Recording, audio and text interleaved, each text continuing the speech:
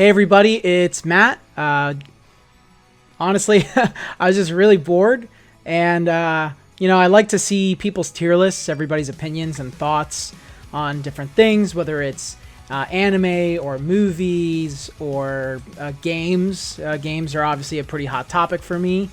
But today, like I said, I was bored, so I wanted to do a tier list for the Dragon Ball games. There's quite a lot, as you can already see from the screen in front of you. I'm going to start by explaining, I think, the tier lists first, going from top to bottom. And then I'll go over this little category down here that has a lot of games lumped in. Some of them you probably... maybe you don't recognize. I certainly don't recognize all of these, but there are probably some omissions in here with the self-explanatory title for the tier list that you guys are going to be like, really? You haven't played that? And I'll explain, why I haven't and if I plan on eventually playing these, because I actually have a game collection that I'm trying to grow. So, hope you guys enjoy this. If you want to see more tier lists like this, please let me know in the comments below. Obviously, I would like to know your opinions at the end of this video too. And what other type of tier lists you want to make. I kind of wanted to do like a Dragon Ball waifu tier list and a Dragon Ball character tier list, arc tier list, movie tier list. So whatever you guys have, comment it down below. I have a couple of unboxings, really exciting ones coming up this month. So I hope to do that with you guys. But I wanted to do this kind of in between. So let's get started. Alright, so the first tier list is Ultra Instinct. So these are the games that are like the best.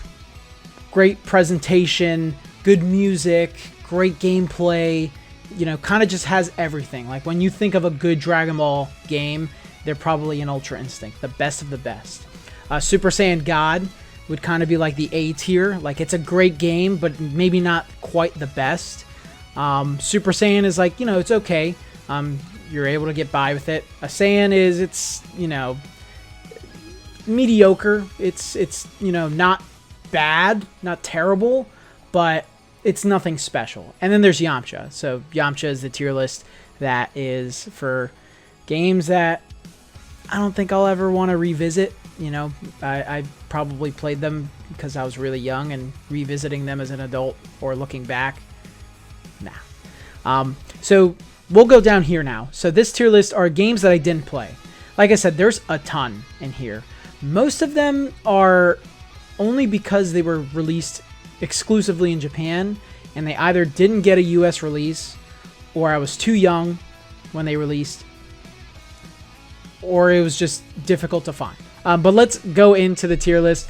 We'll start with the order of how they have them down here in the little pool, and we'll go from there.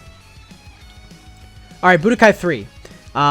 If you guys have been watching my other channel, which I know I haven't really done a video there in a while, it's just a lot of work, and I've been busy with my real job and life, trying to get healthier and lose weight. I put on some quarantine weight, finally took it off. Now I'm in the process of, kind of getting where I want to be.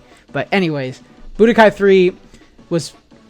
it's a legendary game. Everybody loves Budokai 3. It refines so much when it comes to the gameplay of Budokai 1 and 2. It really did a lot for the presentation. The character cell shadings look great. Everyone has kind of like unique animations now instead of standing in the same pose in Budokai 1 and 2. So characters kind of feel a little more unique now. Not fully fleshed out, but they do feel a little bit unique. So I'm going to put Budokai 3 in the Ultra Instinct tier. Definitely belongs, and knowing as, this is one of the greatest Dragon Ball games, and I don't think a lot of people will argue against that. By the way, this tier list will be ordered, so when I do put them in the tier list, I will order them. Oh my gosh, Dragon Ball Z, Battle of Z. So, I think Battle of Gods just came out. That was like 2013 or something, I think. It was an incredible movie, still is. And then this came out, and oh my gosh, it's just unplayable. Like, it looks ugly. It reuses a lot of assets from the Tenkaichi games, and it's just not fun to play. I don't know one single person that picks this up and is like, yeah, this game was a good time. So I'm gonna have to put this game in the Yamcha tier. I didn't play too much of it. I had my fill within like the first hour. I think I picked it up when I was a kid, and this was around the time when I started to fall off of Dragon Ball games, and I just was not happy with it. Tenkaichi Ii. Tenkaichi II, I think, was one of the better games out of the kind of 3D arena fighter Dragon Ball games. It polished a lot of what Tenkaichi had and needed. It added in-game transformations. It added a lot more characters to the roster. The story mode was a little bit better than it was in the previous one. I like the what-if scenarios. Man, I haven't played that game in a while, and I'd love to revisit it, but it's just a fun game. Everything from its crazy large roster, kind of adding the better, adding the polish to the game, to the way it looks and how it plays, refining the combat a little bit. It was pretty good. So I'm going to put Budokai Tenkaichi 2 in Super Saiyan God. I wouldn't say it's one of the greatest Dragon Ball games of all time, but it's a really good game. I would love to revisit it. I don't see any glaring issues with it when it comes to Dragon Ball games, but not one of the best. Tenkaichi 3, they didn't change a lot from Tenkaichi 2 to 3. I would even argue that the story mode in Tenkaichi 2 is a little bit better, but the roster in Tenkaichi 3 is ridiculous. It is freaking dumb. And some of the characters that they added in there, Arali, the Devilman, Android 8, like so many different characters. And this is kind of the beginning trend of a game with so many Gokus, because there's like 3 or 4, maybe 5 different Gokus in the game, because I think there's like Dragon Ball Kid Goku, there's GT Goku, there's 3 different Gokus from Dragon Ball Z, from the Saiyan, Android, and Buu Saga. Like, it was crazy. But so much fan service in one game, and I'm going to keep this one also in Super Saiyan God, but it is definitely everything that the Tenkaichi series was trying to be in one game. Raging Blast 2. So Raging Blast 2, this might be a little, I guess, maybe a hot take, but Raging Blast 2 was Tenkaichi but dumbed down. It looked better. I guess it played a little bit better than the Tenkaichi games. I don't really remember. It's been a while since I've played it, but it also took a lot away. The roster at that point was so much smaller than, I think it was smaller than Tenkaichi 2's, maybe even smaller than the first Tenkaichi game, or just about the same size, because I think the first Tenkaichi game had like 40 or 50 characters, and this game had about the same amount. They added in Hatchiyak, which was cool, and then it came with that reanimated short movie of the Hatchiyak movie, the plan to eradicate the Saiyans. I would argue that the original plan to eradicate the Saiyans looked better. I'm not going to say it's a better movie, because it's the same. It just looked better. But yeah, it's kind of just dumbed down. They added, there's no GT characters. I think Toei was trying to remove GT from anybody's memory as best as they could, which nowadays, you know, people are a little more open to GT, at least for the aesthetics, and with Super Dragon Ball Heroes, you have that. But yeah, Raging Blast 2, I'm going to put in the Super Saiyan tier. It's basically just the Tenkaichi games. Looks better for the presentation. But yeah, the story mode was kind of, it didn't even really have, it didn't have a story mode. It was like this weird like grid map thing that you would just go through battles. It was just kind of monotonous, and it was just kind of there. So it was alright. It wasn't bad, but I wouldn't put it in the Saiyan tier. It was good enough. Okay, so Dragon Ball Z The Legend. This was the first Dragon Ball game I ever played. I had it on a burnt disc, like a bootleg disc in Brazil, that I could play on my PS1. And it, like, the disc itself didn't even like say anything on it. I think it was just like a blank disc. And sometimes it would freeze up, or it wouldn't function. But this was kind of like the start. I have a soft spot for this game, even though it's just a straight up button masher. But like, there were cool moments where, let's say if you were fighting on Namek, because you would have your team, and then your team would go and fight, you know, your opponent's team of characters in this like huge open grid. And let's say if you let Krillin die while fighting Frieza, then Goku would turn into a Super Saiyan in the game. So that was like the first time that I've seen things like that happen in a Dragon Ball game. But the game itself, I mean, it's not good, but I mean, is it playable? Totally. So I'm going to put that in the Saiyan tier, actually. It's better than Battle of Z for sure. Like, I would actually go and play this game. It's still fun, you know, just it's kind of boring, but at the same time, like, it's a good time. It's not a terrible game at all. Okay, the first Raging Blast. So I'm going to actually put the first Raging Blast a little bit higher than Raging Blast 2. Personally, I think the first Raging Blast looks better. I think the music is better.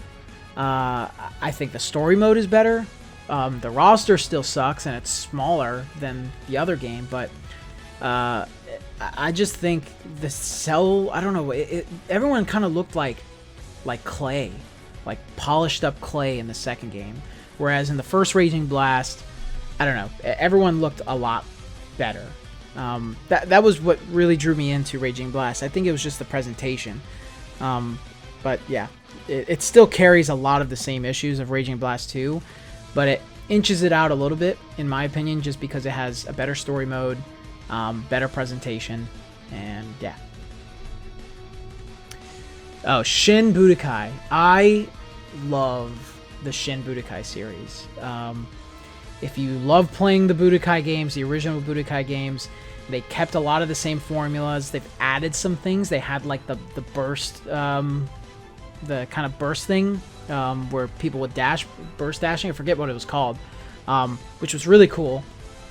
And the story mode was really cool. I don't remember if it was Shin Budokai Another Road or Shin Budokai that did the story mode where you were in Trunks' timeline and Majin Buu was attacking and he enlisted the help of all the Z fighters.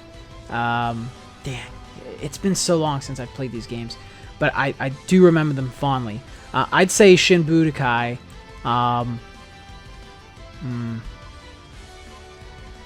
I think Shin Budokai might be, for me, Super Saiyan God and a little bit better than Tenkaichi II. Yeah, I like that placement there. A lot of the elements from this game carried over to Infinite World, which we will tackle when we get there. But yeah, these games are super fun.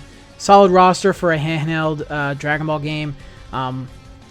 Looked almost as good as Budokai 3 on a PS2, and you're having it on a PSP, a handheld game. And they're really fun to play. Plus, if you could play with another person on a PSP, you can have the multiplayer aspect. Alright, Dragon Ball Z Budokai. So, man, this game, like I said in my video on my other channel, it has its flaws, but, man, it's fun. And the story mode, the presentation is great.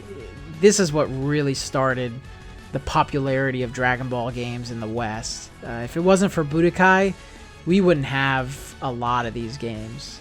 So I'm going to put it up here in Ultra Instinct tier. I might be biased in saying that, but it's not as fun to play as Budokai 3, but it's still more polished than I think some of these other ones.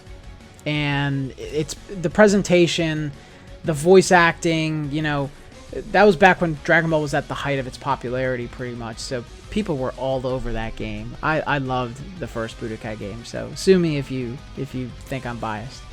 Burst Limit was, I guess they were trying to go back to like the Budokai formula.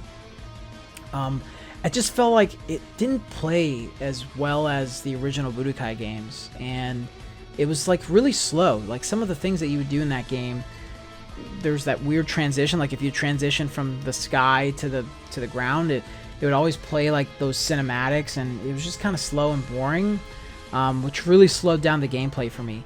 And again, they were like going backwards. It was a game that ended in the Cell Saga.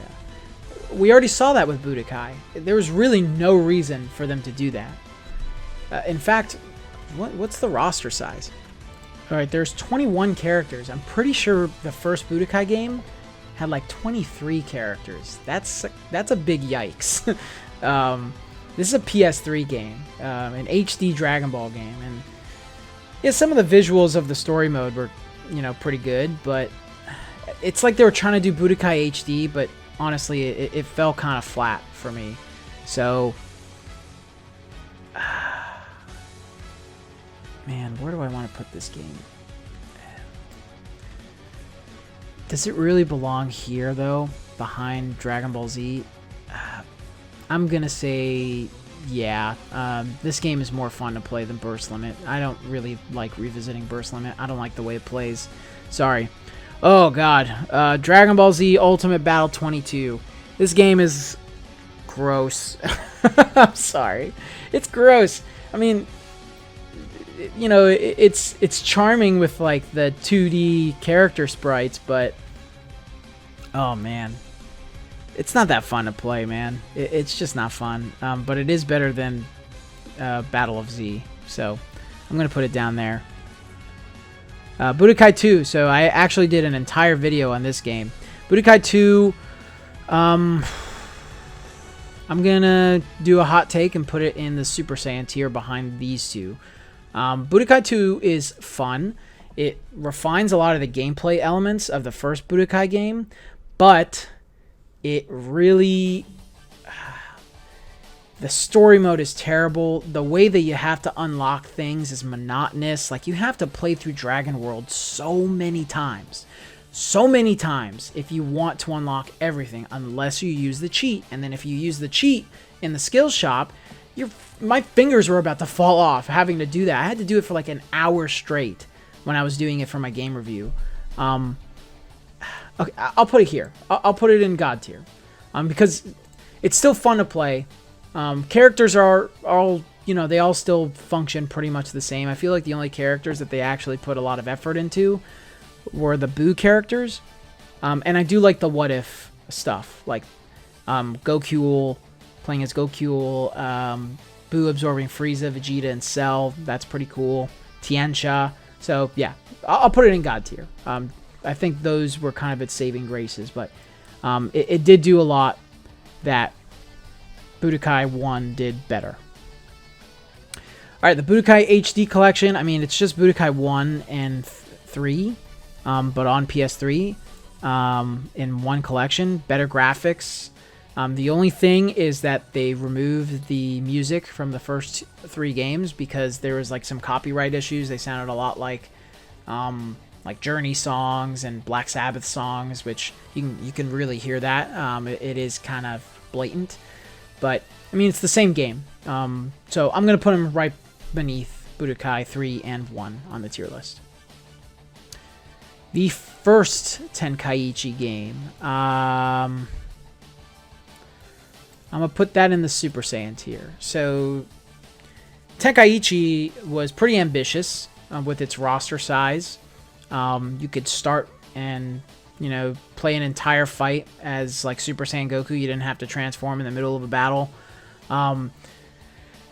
There was a large roster. I think I said that already, of 50 characters. The story mode was, pretty beat for beat what happened in Dragon Ball, and you got to play through that.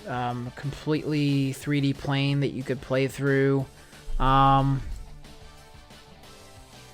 Yeah, let's put that there, because I feel like Raging Blast was pretty much Tenkaichi, just without like GT characters. Yeah, I'm happy with that. Infinite World. I didn't play Infinite World until this year. I don't know why I didn't. But this game is pretty sick. It's Budokai 3, but better.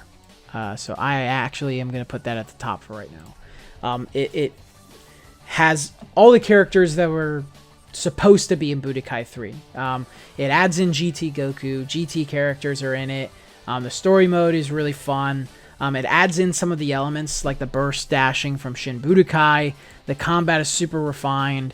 It's if you want to play the definitive version of Dragon Ball Z Budokai, it's Infinite World. It's Budokai 3 on steroids. It's really great. Really, really fun. Sagas.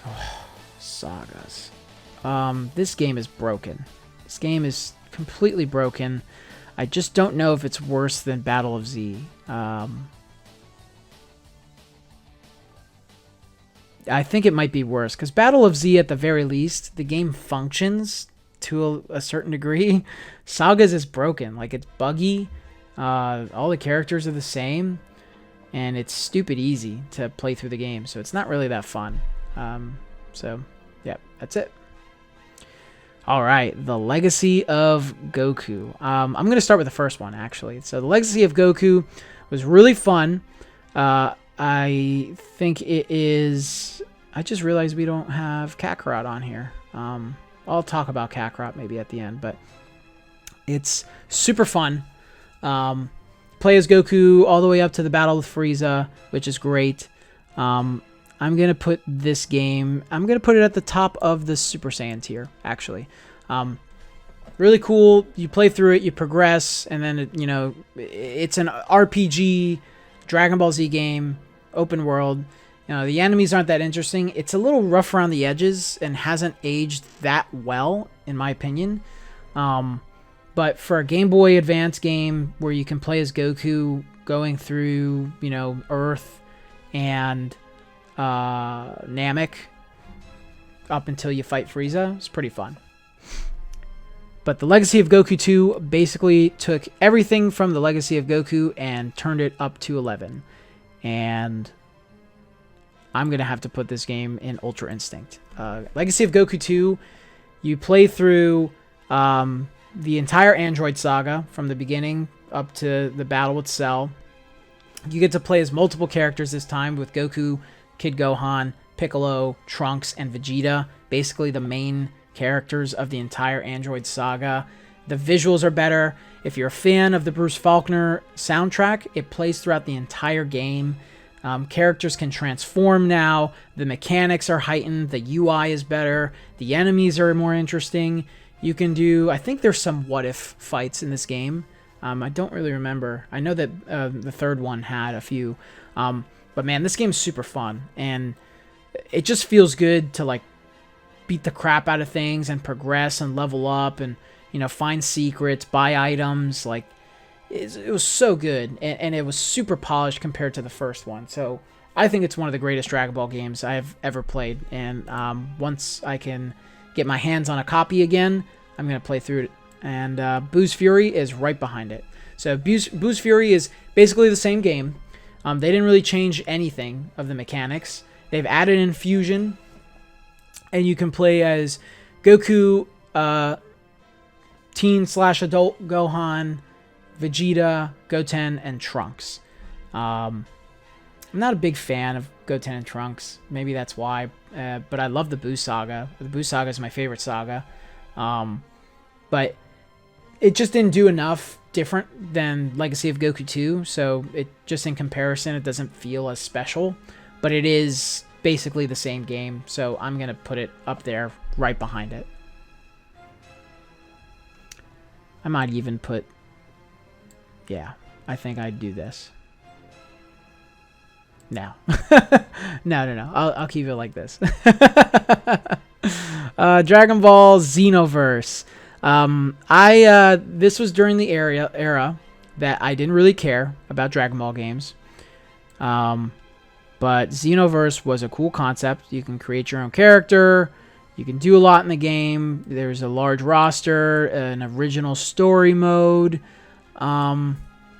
Yeah, I'm going to put Xenoverse right here. It's a really cool game. And then Xenoverse 2 is right above it. So the reason I wouldn't put them at Ultra Instinct level, they're good games, they're great Dragon Ball games, good roster.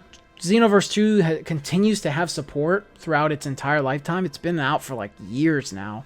But Xenoverse 2, I mean, it's basically Xenoverse 1, and they fixed a lot of the issues that it had. But it's still a button masher. There's not a lot of depth to the game. You just kind of... I mean, I could spam through a lot of the story mode and a lot of the fights that I'm in general. But you know, the characters that are in it, the little things, you can create a Saiyan, you can become a Super Saiyan God, like all this stuff. It's like one of the best Dragon Ball fan service games. I just don't think it's as nice to look at as most people think. It's okay. Some of the cutscenes in some of the games, like the first cutscene of the game, and like the Ultra Instinct cutscenes, like some of it's freaking wild. And the plot is pretty cool, so I like that. You know what? Yeah, I'll put it at the top of Super Saiyan God. I think it belongs there. I wouldn't say it's one of, you know, one of the best games ever, because I think to be up here, you also have to be like a really good game. Not that it's a bad game. I just think it's not as fleshed out as some of these. I don't know. All right, Dragon Ball Fighters. I'm going to talk about that last. Yeah, I'm going to talk about that last. Dragon Ball GT Final Bout. You're going to go at the top of the Yamcha tier. You are really unplayable, but you have a sick opening cutscene. You have a pretty good soundtrack to your game. Pretty ambitious with your roster. An interesting roster too. Like, you have like all these different versions of Goku and stuff. So maybe Tenkaichi Ii wasn't the first game to do like all these Gokus.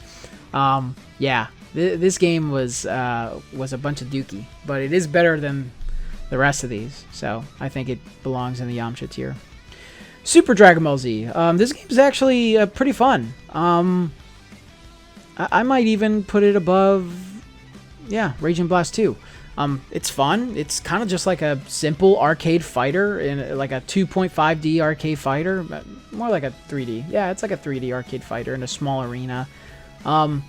Characters are like chibi sized in it, which is kind of funny. But yeah, I mean, it's nothing special, but it's nothing mediocre at all. I have a good time at Super Dragon Ball Z. I was expecting like a Budokai game when I was a kid, so I'm probably going to revisit this now that I'm an adult. And I think it has like legitimate combos that you have to put in there. So yeah, I'll put it there. Ultimate Tenkaichi. Holy crap. You are just above Battle of Z. You're not fun. End of story. Anyways, moving on. Last game. Dragon Ball FighterZ. Dragon Ball FighterZ is everything that a Dragon Ball fan wants. It is the greatest Dragon Ball Z game. It is the first real, in my opinion, the first real AAA Dragon Ball game that plays well, hits not only the hardcore Dragon Ball audience, but hits the fighting game community and gamers in general. Has an awesome roster so far. I mean, there's the meme that there's, 10 Gokus in the game, but a lot of characters, most characters play very differently. They're unique. Literally every frame, every move that a character does is taken from the manga or the anime. The fan service is incredible, but it's a good game. If you get good at this game, I watch a lot of competitive fighters, and I'm not good at the game, but I love watching it, and I love to play it, and man, good characters in this game. Like, go do yourself a favor, go watch Cloud 809, go watch Dato Doya, go watch Lotus Asakura, go watch JM Crofts, go watch Hook Gang God. These players are so fun to watch, and they just play all these different characters, and everyone in the game is just feels like how they should fight in a dedicated, Marvel vs. Capcom style 2D fighter. They feel like they fight the way that they should, and they look and act like they should. Like you look at like Broly's intro, Dragon Ball Super Broly's intro, and you're like, that's the part when he's like powering up to fight against Goku, like shot for shot, like stuff like that. You're just so happy about it. But then when you play the game, it's like, wow, this game is fun. And you feel good when you start getting off combos and you start doing extensions with your assists. It's cool. And I'm excited to see where they go. You know, UI Goku is awesome. Kefla's awesome. I really hope they add Roshi. I would love to see Super Baby Vegeta in the game. But yeah, I mean, it's even hard to say like who else do they add. But anyways, that's my tier list. I'm pretty happy with everything's placement. But if you guys disagree with some placements, let me know in the comments below. If you have any recommendations for the games that I have not ever played that maybe I should, based off of, you know, what I like over here, let me know. And if you have recommendations for other tier lists, whether it be Dragon Ball, anime in general, whatever, let me know and I'll be happy to do them. So hope you guys enjoyed this video. Like and subscribe if you want to hear more. And I will see you in the next one. Stay tuned for some more Dragon Ball unboxings and tier lists. And I will be having a giveaway soon, so stay tuned for that. Alright guys, peace.